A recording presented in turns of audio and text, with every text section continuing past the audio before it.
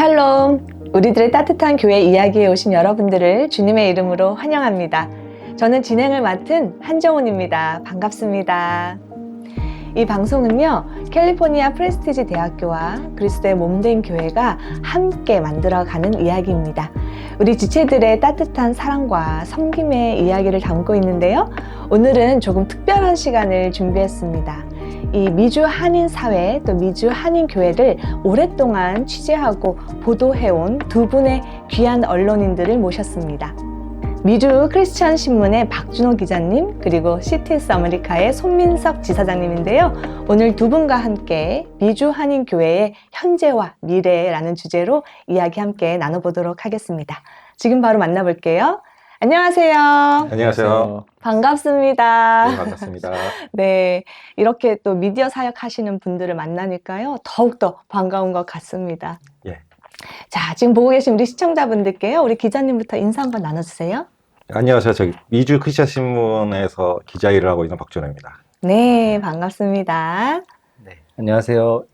CTS 아메리카에서 지사장을 맡고 있는 손민석이라고 합니다. 반갑습니다. 네, 자, 미주 한인교회의 현재와 미래라는 이야기로 오늘 이야기를 좀 나눠보려고 합니다. 우리 기자님은 현장을 많이 다니시면서 좀 이렇게 취재를 하고 계시잖아요. 예. 요즘 어떤 게 가장 눈에 띄세요? 그 교회를 다녀보면은 그냥 가서 보면은 예전에 지금이랑 비교해 보면 크게 차이는 없는 것 같아요. 예배 드릴 거 드리고 그다음에 교제할 거 교제하고. 그런데 그 겉모습을 보면은 예전이나 지금이나 별 차이는 없는데 좀 자세히 들여다보면은 좀 침체돼 있지 않나 하는 생각이 듭니다, 요즘은요. 좀 침체되어 있는 걸 느낄 수 있다. 그거를 그냥 보면 모르고요. 이제 좀 유심히 보면은 다들 그렇게 좀 뭔가 가라앉은 그런 것 같아요. 특별히 이제 작은 교회 같은 경우는 더 그런 것 같고요. 겉에서 봤을 땐 좀 비슷하게 느껴질 수 있는데 또 자세히 안을 들여다보면 예전보다는 좀 침체되어 있는 걸 느낄 수 있다. 이렇게 말씀해 주셨습니다. 네. 우리 손민석 지사장님께서는 또 이 방송 사역을 통해서 최근 교계나 교회의 어떤 변화를 좀 느끼시나요? 네, 저 말고도 성도분들이나 목회자분들이나 다 느끼시겠지만, 저희가 이제 방송 사역의 변화를 봤을 때, 특별히 이제 방송 사역이라고 했을 때 보통 라디오하고 TV 매체로 나뉘고 인터넷 방송까지 나뉘지만, 저희가 그전에는 변화가 거의 없었어요. 없었다고 봐도 무방하고요. 근데 아시다시피 코로나 환경에 이제 교회들이 다 동시에 들어가면서 이 온라인 예배라는 게 생기고, 그러면서 이제 미디어 사역에 대한 중요성들이 아무래도 부각이 됐었죠. 그래서 그전에는 저희 같은 경우 방송사가 존재를 하고 라디오나 TV 방송 존재를 하고 교회라든지 선교기관이 이 플랫폼을 통해서 사역을 소개하고 이런 주도적인 역할들을 방송국들이 해왔다면, 이제는 온라인상에서 모두가 동등하게 어떤 채널을 갖게 됐잖아요. 네네. 유튜브라든지 다른 SNS를 통해서. 그래서 이제는 그런 종속 관계가 아니라 자체적으로 채널도 운영을 하고 이런 활동들이 교회들이 활발해지면서 이제 미디어 전문가들을 찾는 교회들도 많아지고, 그리고 또 사역의 방향도 그쪽으로 좀 변화하고, 이런 추세들을 굉장히 많이 느꼈습니다. 네. 우리가 팬데믹을 거치면서 아무래도 대면 예배보다는 또 미디어를 사용한 예배가 많아지다 보니까 맞습니다. 그쪽 미디어 사역이 더 활발해지고 왕성해졌다. 이렇게 네, 말씀해 주셨습니다. 네. 오늘 나눌 주제가 미주 한인교회의 현재와 미래거든요. 좀 주제가 광범위한 감이 좀 있습니다. 네. 네. 그 중에서 오늘 몇 가지만 좀 짚어봤으면 좋겠는데요. 첫 번째가 지금 교회와 교인 수가 감소하고 있습니다. 이것을 좀 현장에서 느끼시나요? 소위 말해서 큰 교회라는 곳이 있잖아요. 이제 네네. 이름만 대면 아는 그런 교회, 거길 가면은 잘 모르겠어요. 그 전에도 그 정도 모였던 것 같고.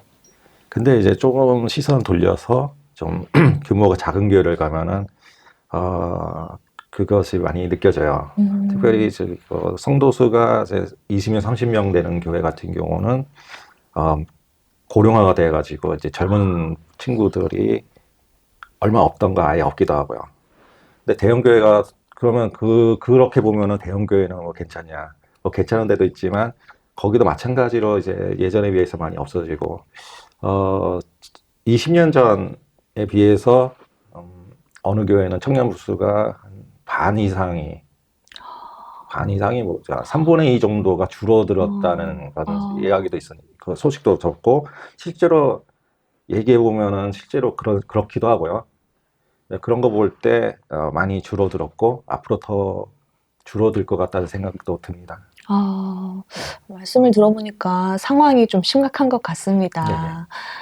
교회 수도 줄어들고 또 교인 수도 줄어드는데 지금 우리 기자님께서 말씀해 주신 것처럼 고령화 현상으로 인해서 젊은 세대가 더 급격하게 줄었다라고 지금 말씀을 해 주셨습니다. 그러면 이렇게 성도 수가 줄고 또 다음 세대가 주는 데에는 분명히 이유가 있을 거라고 생각이 드는데요. 어떤 이유가 있다고 보십니까? 네, 박 기자님께서 말씀해 주신 대로 이제 고령화 문제라든지 고령화로 인한 자연 감소나 그 다음에 뭐 이민자 감소, 유학생 감소 이런 사회 외부적인 요인들은 모두가 아시다시피 지속적으로 교회 인구 감소에 영향을 미쳤다고 보는 시각이 이제 가장 크고요. 또 다른 뭐 사회나 문화적 원인으로 개인주의가 이제 많아지고 탈종교화가 늘어나면서 우리가 지난번에 통계를 보면서 이런 SBNR, spiritual but not religious 이런 용어들이 나왔잖아요. 그러니까 네네. 교회라든지 단체에 소속돼 있지는 않지만 나는 개인적으로 영성이나 영성을 가진 신앙적 정체성을 가진 사람이다. 이런 사람들이 이제 젊은 층을 중심으로 좀 증가를 하고 있고 또 이제 목사님들 만나면서 프로그램 제작하면 들은 얘기들 중에서는 이제 코로나를 거치면서 이제 많이 교회 나오시는 분이 줄었는데 그때 당시에 소위 문화적 크리스찬이라고 불리는 그러니까 썬데이 크리스찬 같은 그런 분들이 좀 소위 거품이 거쳐졌다. 예. 그래서 실질적으로 100%로 회복하진 못했지만 교회의 재정이라든지 운영이라든지 이런 부분에 있어서는 크게 달라진 게 없다. 이런 부분들도 좀 볼 수가 있고요. 통계가 요즘에 이제 많이 나오잖아요. 네네. 한인교회 통계 저희 회사에서도 뭐 했었지만 그런 통계 자료를 봐도 코로나 이후에 급격하게 이제 변화됐던 이유들이 있었는데 그 중에 하나가 이제 온라인 예배도 좀 꼽을 수 있을 것 같아요.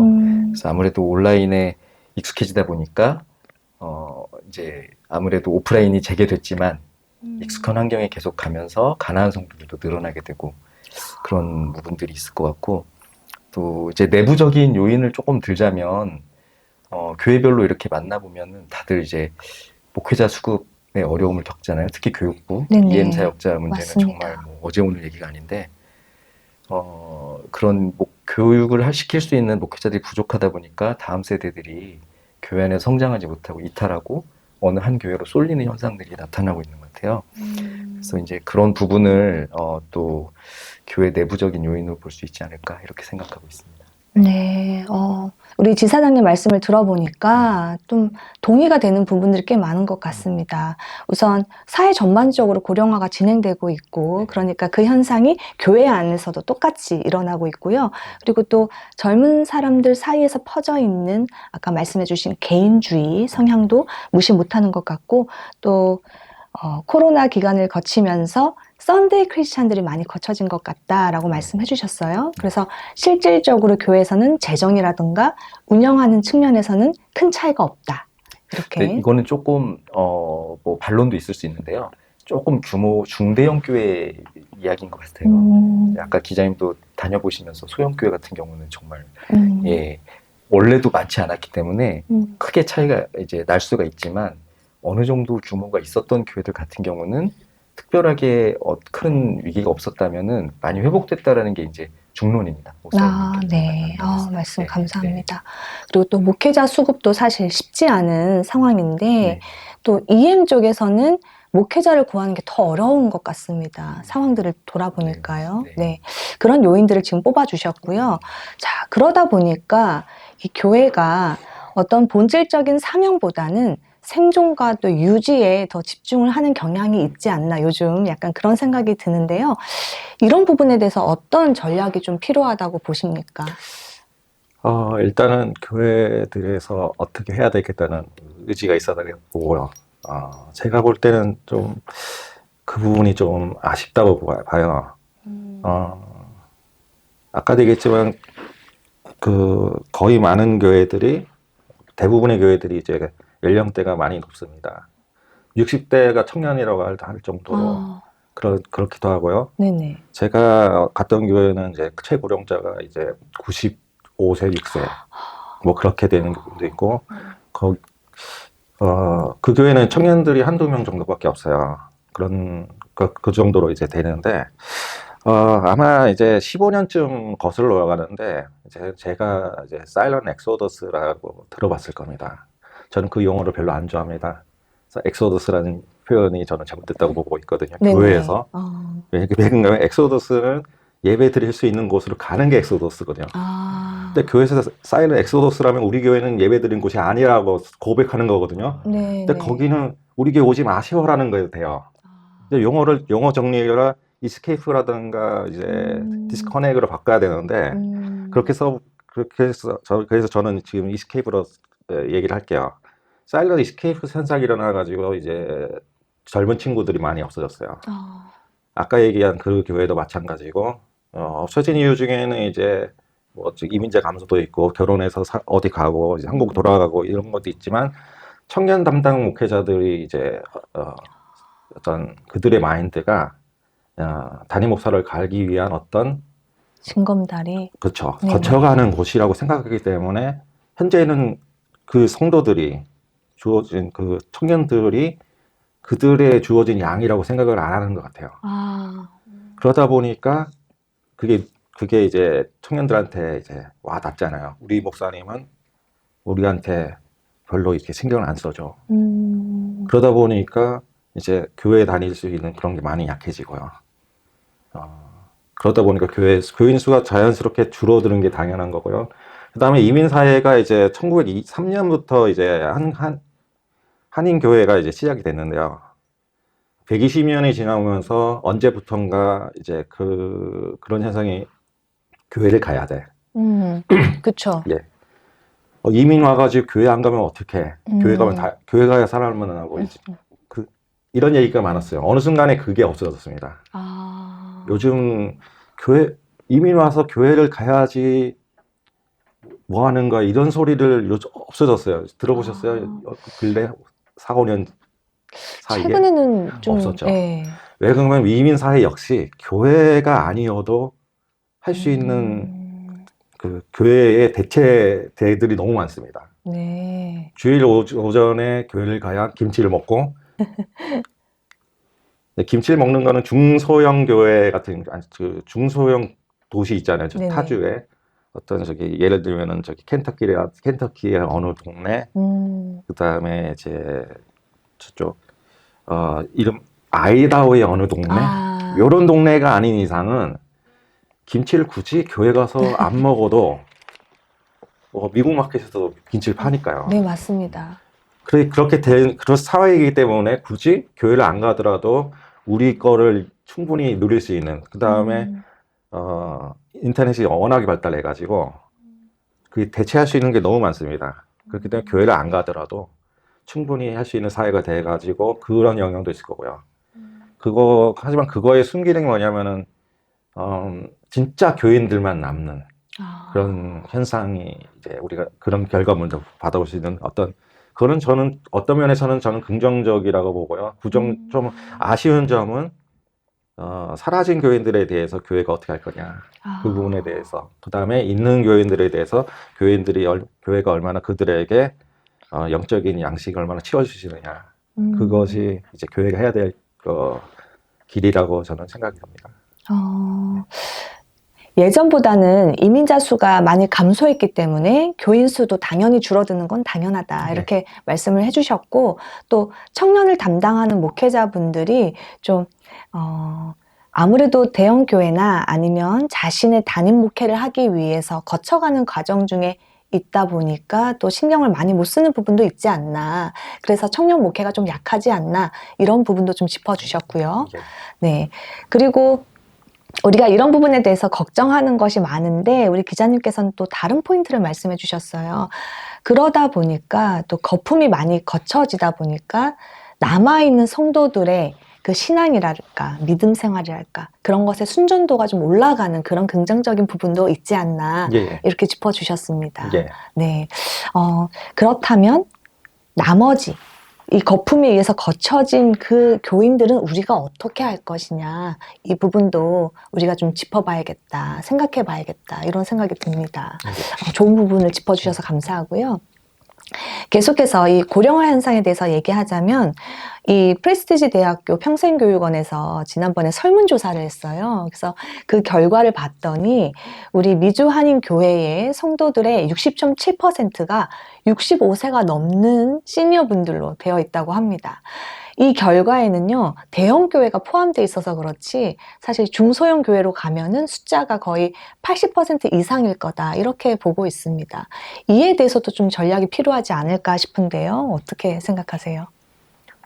네, 그 교회와 이런 교인 수 감소 부분에 대해서 뭐 제가 목회자가 아니기 때문에 사실은 교회 부흥이나 이런 목회적 전략은 잘 모르겠는데요. 현장에서 이제 목사님들하고 만나고, 그리고 최근 조사나 연구 결과 같은 것들에 따르면 이런 감소에 대해서 가장 효과적으로 대응할 수 있는 부분들에 대한 전략들이 나왔는데요.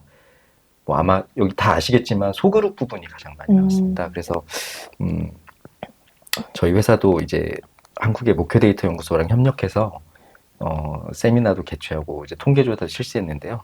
당시에 그때 미국에 오셨던 그 목회 데이터 연구소 지용근 대표님께서 이제 소그룹에 대해서 많은 사례들을 알려주셨어요. 그래서 아무래도 교회 사역하고 성도들의 삶을 묶는 그런 관계들이, 친밀한 관계들이 이제 늘어나면서 자연스럽게 교회가 리더십을 형성하게 되고, 또 그런 소그룹들이 각자 이렇게 활발하게 활동을 하면서 지역사회에 영향을 끼치고, 그러면 성도들의 기존 교인들이 유출되지 않고 다 남아서 성장하고, 청년들도 끌어들이고, 뭐 세대별로도 분류하고, 이런 작업들이 이제 활발하게 진행되면서 좋은 사례들이 많이 이제 배출되고 있다. 그 소그룹 부분을 가장 많이 봤었는데요.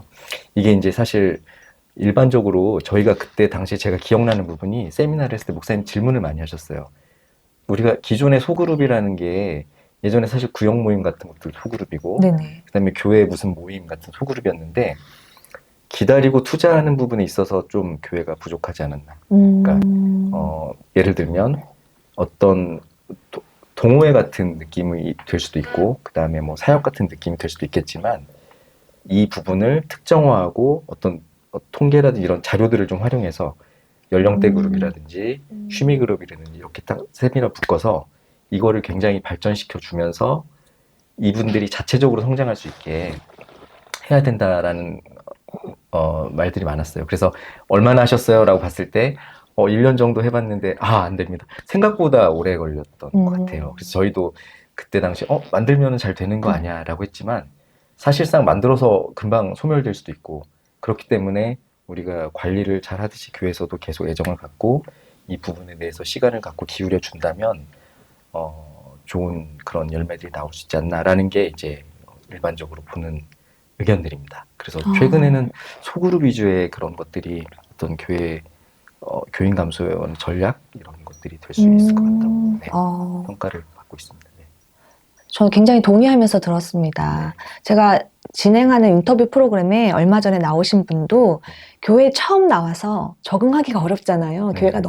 교회가 너무 낯설고 힘든데, 그럴 때 지금 말씀해 주신 그 소그룹 사역 활동을 통해서 교회에 정착하게 되고 자신의 신앙이 성장하게 되고 자신의 삶을 나누다 보니까 이 이민 생활이 즐거워진 거죠. 그래서 교회 안에서 그 가정이 정말 행복함을 누리고 또 좋은 건 나누고 싶잖아요. 네. 그러니까 또 다른 사람에게 전하고 교회로 인바이트하게 되는 그런 선순환이 계속해서 일어나는 걸 볼 수가 있었습니다. 그래서 그런지 요즘은 또 이 소그룹 사역에 관련된 세미나들도 많이 있는 것으로 알고 있습니다. 우리 기자님 어떻게 생각하세요? 무엇보다 그 생각은 갖고 있어야 된다고 봐요. 이제 교회가 아무리 줄어들어 그 겉으로 보는 모습이잖아요. 모든 교회는 하나님의 교회잖아요. 하나님의 교회가 흔들린다는 것은 굉장히 넌센스입니다. 그래서 교회가 흔들리고 교회가 사라지고, 그거는 있을 수 없는 일이라는 걸 우리 갖고 있어야 되고요. 다만 건물 개념의 교회들은 많이 사라지겠죠. 그런 걸 봐야지. 교회가 이제 건물이 아니라 이제 성도들이잖아요. 그런 개념을 보면은 교회가 이제 흔들리고 없어진다는 거는 말도 안 되는 거고요. 하지만 이제 우리가 이제 살다 보니까 우리가 모임 자체에 대해서 우리가 관심을 갖고 가야 되는데, 어, 어, 그, 그런 거를 볼 때는 참, 어떨 때는 참 암울하고, 어떨 때는 좀 비참함을 느끼기도 하고, 그렇죠. 팬데믹 때 사라진 교회들, 중에는 이제 온라인 시스템을 사용할 수도 없고, 그런 환경에 있는 교회들, 그 다음에 미국 교회 안에서 이제 렌트해서 들어간 교회들 중에는 미국 교회가 문을 닫기 때문에 이제 예배를 드릴 수 없는. 네네. 그 중에 대부분이 이제 독립적으로 집에서 온라인 예배를 한다든가 그런 걸 할 수 있는 그 여력도 없고 그런 교회들이 많이 없어졌어요. 그리고 저는 예전에 어느 인터뷰에서도 얘기한 적이 있었는데 진짜 없어져야 될, 그 중에서는 진짜 없어져야 될 교회들이 있습니다. 이제 하나님의 이름을 사칭을 한다고 좀 심하게 얘기하자면은 진짜 교회 간판만 붙여놓고 들어가 보면은 이제 교인들을 이제 영적인 양식을 주기보다는 어떤 여기 왜 왔을까? 이거 들으려고 왔나? 이럴 바에는 집에서 무슨 재밌는 거 보는 게 낫겠다. 이런 마음이 들 수 있는 그런 식의 교회 운영. 이런 교회들이 사라졌다면은 그거는 굉장히 저는 반갑다고 생각을 하고요. 하지만 지금 주어진 거에서 지금 다수 축제인데, 특별히 이제 해야 될 대책이 없을 수도 있어요. 하지만 우리가 가장 근본적인 거, 가장 본질적인 거는 얼마나 이제 교인들을 위해서, 얼마나 그 사역을 위해서 얼마나 기도했느냐, 얼마나 말씀 보고 기도해 나가느냐, 얼마나 이제 교회 리더들이 모여서 그것을 위해서 기도하고 준비하고 나아가느냐, 그거를 점검하는 것이 먼저인 것 같고요. 그 다음에 교회 상황별로 맞는 것이 있습니다. 70대, 80대 분들이 모이는 교회에서 20, 30대 사역을 할 수 없잖아요. 그러니까 그들에 맞는, 상황에 맞는 이제 사역을 잘 고안해낸다면은 좀 길이 있을 것 같고요. 그 다음에 제가 미국 와서 20년 전이나 10년 전이나 제가 보면서 이제 아쉬운 거는, 미국 땅에 굉장히 많은 컨텐츠들이 있습니다. 특별히 찬양만 보더라도, 성경 공부만 보더라도 다들 한국에서 가져온 자료들을 씁니다. 근데 그 자료들에 있는 저자들이 원저자는 미국에 다 있습니다. 네, 예, 찬양만 하더라도 우리가 부르는 예를 들면 웨이메이커 같은 경우도 미국 교회에서 다 부르고 있는 거 한국까지 번역돼서 왔거든요. 여기는 왜 그걸 할 수 있는 분들이 없을까? 충분히 영향이 있는 분들이 많은데 그 활용을 왜 제대로 안 할까 하는 아쉬움이 있어요. 그래서 그 부분에 대해서 준비하고 생각을 좀 바꿔서 간다면은 좀 어제보다는 좀 나은 오늘이 되지 않을까 하는 생각을 들었습니다.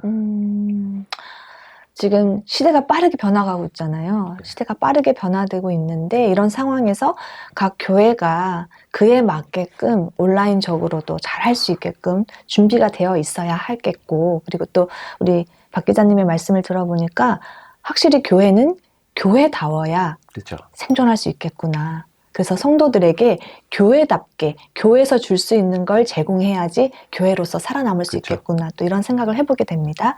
그리고 마지막으로 각 교회마다 가지고 있는 역량이 다르고 문화가 다르고 색깔이 다르잖아요.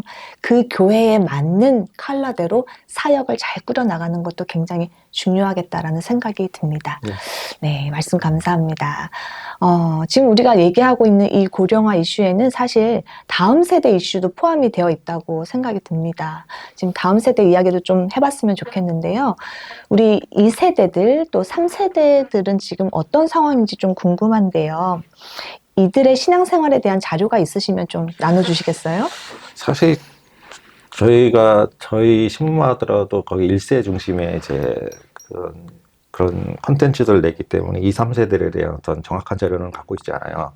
하지만 제가 이제 쭉 목사님들, 그다음에 제 동료들, 친구들 중에서도 목사님들이 있고, 그다음에 저도 2001년부터 HYM이라고 남가주 청년연합회에서 이제 사역 또 연합 사역을 연합 사역을 한 적이 있었는데, 그때 이제 접하게 된 것을 보면은 다음 세대에 대해서 현 세대들이 너무 안일하게 한 것 같다는 생각이 듭니다. 예를 들면은 저희가 이제 집회를 할 때마다 저는 한옥권 청년연합 집회에 올 때마다 부모님 어떤 분들은 우리 애들이 한국말을 못하는데 하는 것부터 나와요. 저는 물론 이제 지금 남가주 이제 캘리포니아가 이렇게 될지는 몰랐겠죠. 한국이 이렇게 발전할지 몰라가지고 다음 세대에 대해서 이 한글 교육에 대해서 어떻게 할지에 대한 그런 어떤 준비가 못했을 거라고 생각해요. 우리나라가 그런 이렇게 세계 10위 안에 드는 경제 대국이 되지 않았더라면은 지금도 이제 다 영어하기 이미 한인 교회들은 영어권으로 완전히 됐겠죠. 하지만 지금은 이제 교류도 많고 했기 때문에 특별히 이제 큰 주 같은 경우 한인들이 많이 사는 주 같은 경우는 한인 사역을 겸해서 가야 되고요. 그거부터 시작해가지고 손댈 게 너무 많습니다. 그다음에 이제 교회에서는 이제 2세들에 대해서 많이 이제 혜택을 줍니다. 특별히 영어권에 대해서요. 한어권 청년들에 대해서는 크게 신경을 안 쓰는 것 같아요. 이유는 그들은 한국에서 왔고, 그들이 유학 생활이 끝나고 아니면 주재 생활 끝나면은 이제 한국을 돌아가기 때문에 그들에 대해서는 이렇다 어떤 거를 할 수 있는 그런 거를 마련을 안 하는 것 같아요. 유일하게 하는 데는 작은 교회 같은 경우는 뭘 따질 거 없으니까 한 사람이 절실하니까 뭐 하루 왔다 가더라도 신경을 써주는데 어느 정도 규모가 된 교회, 그 다음에 EM이 활성화되는 교회 같은 경우는 좀 그건 아닌 것 같고요. 근데 그들의 열매를 보면요, 좀 많이 아쉽습니다. 2세 교회, 2세들만의 교회, 영어권이란 교회들이 생각해보면 얼마 없어요. 제가 2000년에 미국에 왔는데 2000년부터 지금까지 이제 각 교회들은 2세를 위해서 뭘 준비를 많이 했는데 그들이 독립해서 나가서 만든 교회들은 한 10개 정도 있을까 말까? 제 통계가 틀릴 수 있게, 이거는 정확한 통계가 없기 때문에, 그 다음에 제가 얘기한 게 틀릴 수도 있겠지만 너무 없습니다. 네. 그러니까 일종의 이제 영적인 투자를 한 거에 비해서 열매가 너무 없다는 거죠. 그러다 보니까 이제 교회들이 이제 교회 숫자들이 줄고 교인 숫자가 줄는 이유 중에 하나도 아마 그 중에 하나일 거라고도 생각합니다. 그래서 다음 세대를 이제 해야 되는 거는 이제 3세, 4세들이 나올 텐데 부모들이 이제 신앙교육, 부모들이 자녀들에게 해야 될 신앙 전수를 어떻게 해야 되는지를 교회에서 이제 같이 나아간다면은 우리가 이제 많이 고민한 거가 조금은 해소가 되지 않을까 하는 생각을 해봅니다.